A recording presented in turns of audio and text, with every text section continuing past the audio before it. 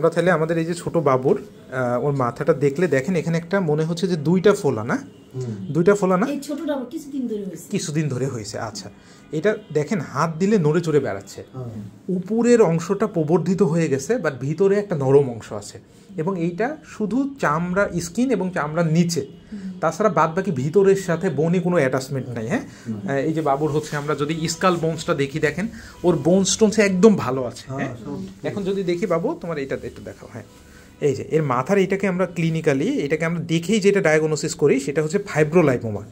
হ্যাঁ, ফাইব্রোলাইপোমা কী জিনিস?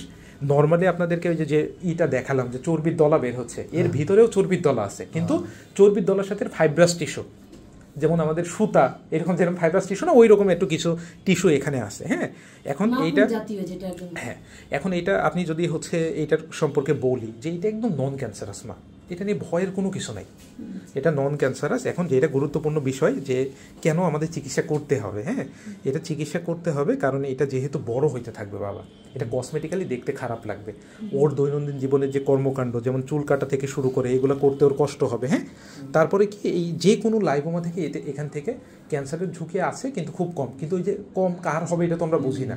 আচ্ছা, আর দ্বিতীয় কথা যেটা যে এখান থেকে ইনফেকশন হতে পারে।